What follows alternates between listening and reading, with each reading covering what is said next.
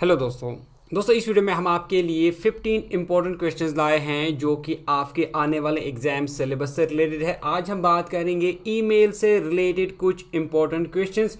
उम्मीद करूंगा कि आपको इन क्वेश्चन से आने वाले एग्जाम में हेल्प जरूर मिलेगी। वीडियो को एंड तक देखते रहें, साथ में चैनल को सब्सक्राइब करने के साथ साथ बेल आइकन भी जरूर प्रेस करें। तो दोस्तों चलिए जी जल्दी से आज की ये वीडियो स्टार्ट करते हैं। यहाँ पर ये कहना चाहूंगा कि ये वीडियो आपके लिए एक मॉक टेस्ट के तौर पे भी रहेगी। जो मैं क्वेश्चन पढ़ूंगा उसका पहले आपको आंसर देना है, ट्राई करना है खुद से आंसर, और उसके बाद मैं आपको दोस्तों आंसर बताऊंगा।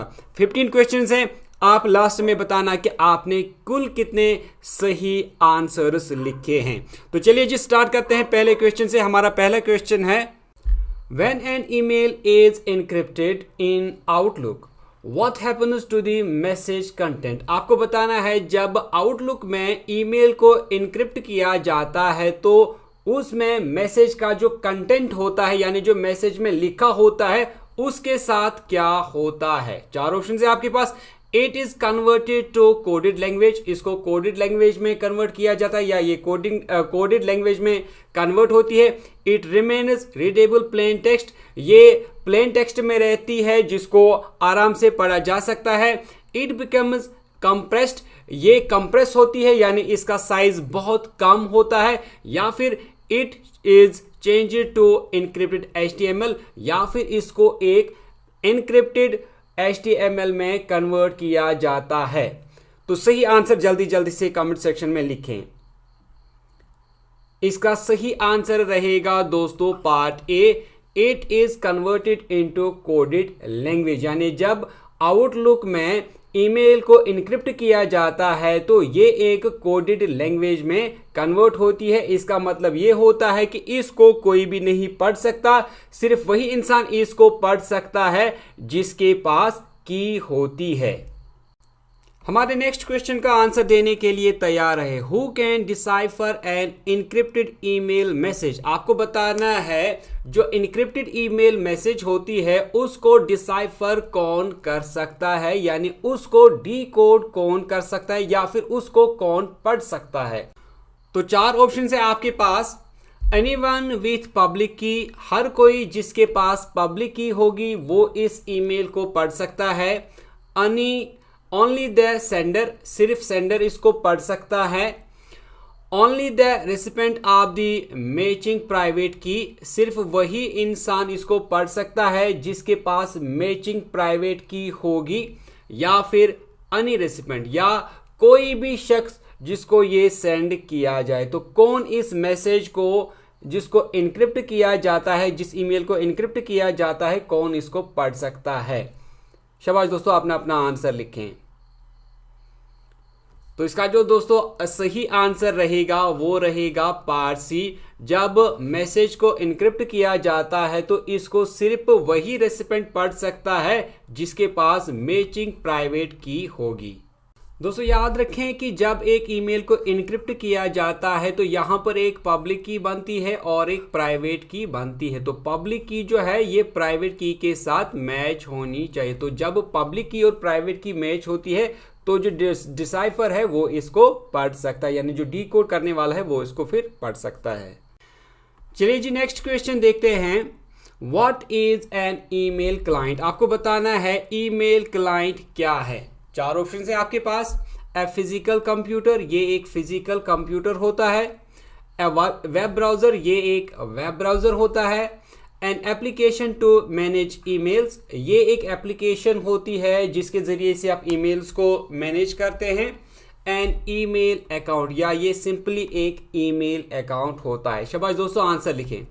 अगर आपको आंसर पता है, नहीं पता तो आप गेस करके ट्राई करें। तो इसका जो सही आंसर रहेगा वो रहेगा पार्ट सी। ईमेल क्लाइंट एक वेब बेस्ड एप्लीकेशन होती है या डेस्कटॉप बेस्ड एप्लीकेशन होती है जिससे आप अपने ईमेल्स को मैनेज करते हैं। हमारा नेक्स्ट क्वेश्चन है, what are the two main categories of email servers? आपको बताना है कि इनमें से दो अहम कैटेगरी कौन सी हैं ईमेल सर्वर्स के। ऑप्शन है आपके पास। Incoming and internal, outgoing and incoming, external and internal, या फिर SMTP एंड IMAP। शाबाश दोस्तों, आंसर लिखें। ईमेल सर्वर्स के जो मेन 2 कैटेगरीज हैं इनमें से तो कौन सी हैं? शाबाश, आंसर लिखें। सही आंसर इसका रहेगा दोस्तों पार्ट बी, आउटगोइंग सर्वर और इनकमिंग सर्वर। हमारा नेक्स्ट क्वेश्चन है, outgoing mail servers are known as. अभी हमने कहा कि ईमेल के जो मेल सर्वर्स होते हैं उनके 2 कैटेगरीज होती हैं, जिनमें एक आउटगोइंग मेल सर्वर है। आपको बताना है आउटगोइंग मेल सर्वर को और किस नाम से हम जान सकते हैं इनमें से। ऑप्शन है आपके पास IMAP, POP3, SMTP या फिर HTTP। शाबाश दोस्तों, आंसर लिखें। आउटगोइंग मेल सर्वर को हम इनमें से किस नाम से जान सकते हैं? IMAP, POP3, SMTP या फिर HTTP।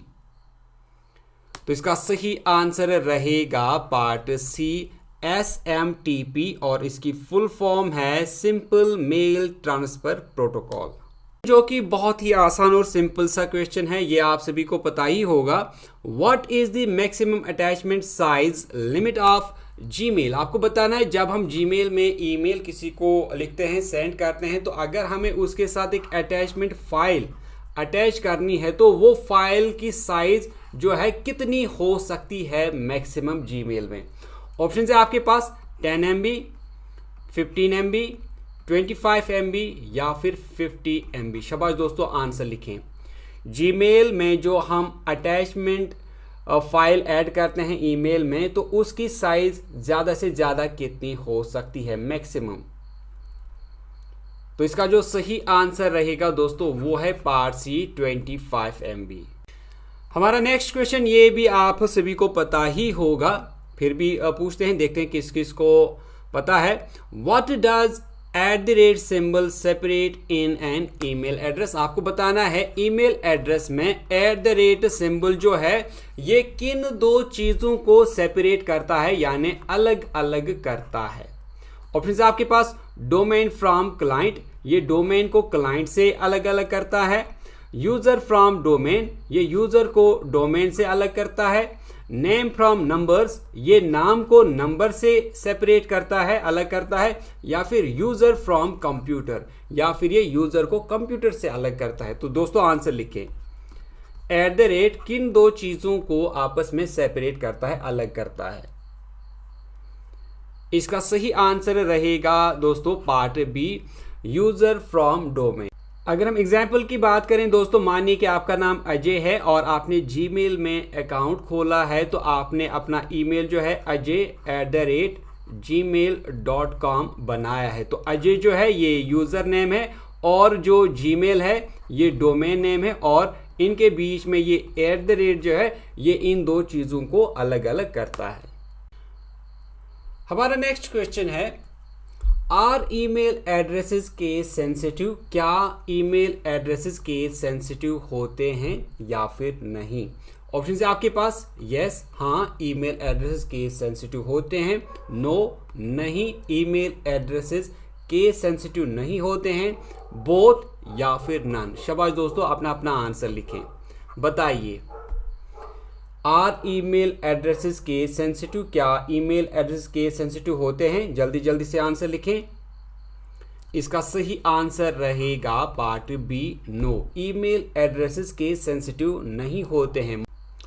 एग्जाम्पल के तौर पे आपने एक ईमेल एड्रेस बनाया है अजय, आपने सारा जो है कैपिटल में लिखा है ajay@gmail.com, तो ये सारा कुछ आपने कैपिटल में लिखा है।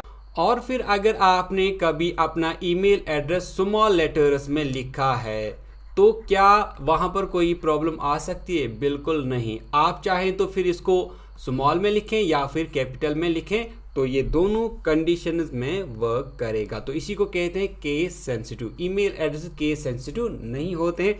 आप इसको कैपिटल में लिख सकते हैं या फिर स्मॉल लेटर्स में भी लिख सकते हैं। What is the purpose of BCC field in an email? आपको बताना है ईमेल में BCC फील्ड का पर्पस यानी मकसद क्या होता है, BCC का काम क्या होता है ईमेल में। ऑप्शन है आपके पास show email lists, hide recipient email addresses, mark email priority या फिर ऐड ए ग्रीटिंग लाइन। शाबाश दोस्तों, आंसर लिखें। बीसीसी फील्ड का पर्पस, बीसीसी फील्ड का काम क्या होता है ईमेल में? ईमेल लिस्ट को शो करना, रेसिपेंट ईमेल एड्रेसेस को हाइड करना, या फिर किसी ईमेल को प्रायोरिटी मार्क करना, या फिर एक ग्रीटिंग लाइन को ऐड करना। इसका सही आंसर रहेगा part b, hide recipient email addresses. तो बीसीसी ये रेसिपेंट ईमेल एड्रेसेस को हाइड करता है ताकि उन ईमेल एड्रेसेस को कोई देखे ना और फिर उनका कोई गलत इस्तेमाल ना करे। तो इसीलिए हम बीसीसी फील्ड का इस्तेमाल करते हैं।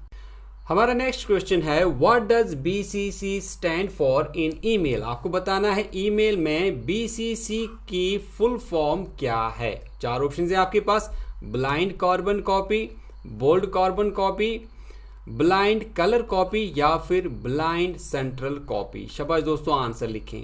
बीसीसी की फुल फॉर्म ईमेल में क्या है? तो इसका सही आंसर रहेगा दोस्तों part A, blind carbon copy. हमारा नेक्स्ट क्वेश्चन है, what does the CC field in email stand for? आपको बताना है ईमेल में सीसी की फुल फॉर्म क्या है। ऑप्शंस हैं carbon copy, central copy, conditional copy या फिर कॉन्फिडेंशियल कॉपी। शाबाश दोस्तों, आंसर लिखें। सीसी फील्ड ईमेल में की क्या फुल फॉर्म है उसकी?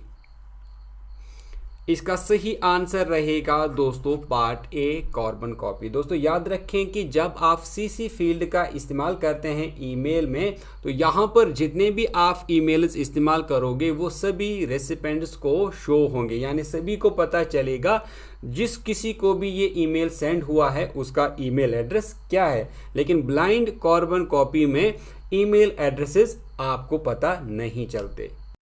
हमारा next question, what does the paper clip icon indicate in an email? आपको बताना है ईमेल में जो पेपर क्लिप आइकन होता है कुछ इस तरह का, वो क्या शो करता है, वो क्या इंडिकेट करता है ईमेल में। ऑप्शंस है प्रायोरिटी मैसेज, वो एक प्रायोरिटी मैसेज है। अटैचमेंट इंक्लूडेड, उसमें कोई अटैचमेंट आई है यानी ईमेल के साथ कोई फाइल वगैरह अटैच है या फोटो अटैच है। इनक्रिप्टेड कंटेंट, यानी ये जो मैसेज है ये इनक्रिप्टेड है, या फिर मैसेज फॉरवर्डेड, ये मैसेज फॉरवर्ड की गई है। तो क्या है पेपर आइकन का मतलब ईमेल में? आंसर लिखें अपना अपना। इसका आंसर दोस्तों रहेगा पार्ट बी, यानी अटैचमेंट इंक्लूडेड, यानी इस ईमेल के साथ कोई फाइल को अटैच किया गया है। वो वीडियो भी हो सकती है, फोटो भी हो सकती है, कोई फाइल हो सकती है। तो जब भी आप वो पेपर पिन जैसी आपको नजर आए तो इसका मतलब इसमें कोई फाइल इंक्लूडेड है।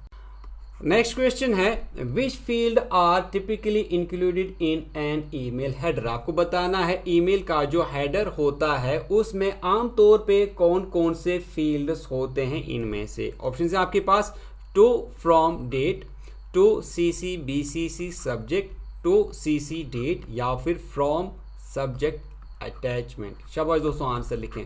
आमतौर पे जो ईमेल का हेडर होता है, ऊपर वाला पोर्शन होता है यानी बॉडी से पहला वाला पोर्शन, उसमें क्या चीजें रहती हैं इनमें से? इसका सही आंसर रहेगा पार्ट बी, उसमें टू आता है, सीसी आता है, बीसीसी आता है और सब्जेक्ट होता है। और ठीक सब्जेक्ट के नीचे फिर आपकी मैसेज की बॉडी होती है और उसके नीचे फिर सेंड और अटैचमेंट फाइल वगैरह होता है। हमारा next question, where does an email go after you hit send before connecting to mail server? आपको बताना है जब आप एक ईमेल आप लिखते हैं और उसके बाद आप सेंड पे क्लिक करते हैं, तो सेंड पे क्लिक करने के बाद वो मेल सर्वर से कनेक्ट होता है। लेकिन मेल सर्वर में कनेक्ट होने से पहले आपका ये ईमेल कहाँ जाता है? 4 ऑप्शन है आपके पास, वो सेंट फोल्डर में जाता है, आउटबॉक्स फोल्डर में जाता है, ड्राफ्ट फोल्डर में जाता है या फिर ट्रैश फोल्डर में जाता है। शाबाश दोस्तों, आंसर लिखें।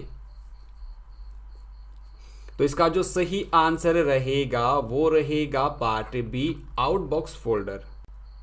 हमारा लास्ट क्वेश्चन ये आप लोगों के लिए, आप ही इसका आंसर नीचे कमेंट सेक्शन में लिखेंगे। Where are emails moved after they have been successfully delivered. आपको बताना है जब एक ईमेल सक्सेसफुली डिलीवर होता है, सेंड होता है, तो उसके बाद वो ईमेल जो है कहाँ पर मूव होता है, वो कहाँ पर आ जाता है सक्सेसफुली डिलीवर होने के बाद। ऑप्शंस हैं डिलीटेड फोल्डर में आता है, ड्राफ्ट्स फोल्डर में आता है, सेंड फोल्डर में आता है, या फिर आउटबॉक्स फोल्डर में आता है। तो इसका आंसर मुझे आप ही नीचे कमेंट सेक्शन में लिखकर बताएंगे। दोस्तों ये थे ईमेल से रिलेटेड कुछ इंपॉर्टेंट क्वेश्चंस। इसके बाद हम ईमेल्स पे और भी वीडियोस लाएंगे जिससे आपको आने वाले एग्जाम में हेल्प मिलेगी। तो दोस्तों इसी के साथ मैं आज की वीडियो को करता हूँ एंड। उम्मीद करता हूँ कि वीडियो आपको अच्छी लगी होगी। वीडियो अच्छी लगी तो इसको लाइक करने के साथ साथ शेयर जरूर करें। दोस्तों हम मिलेंगे आपसे एक नेक्स्ट वीडियो में, तब तक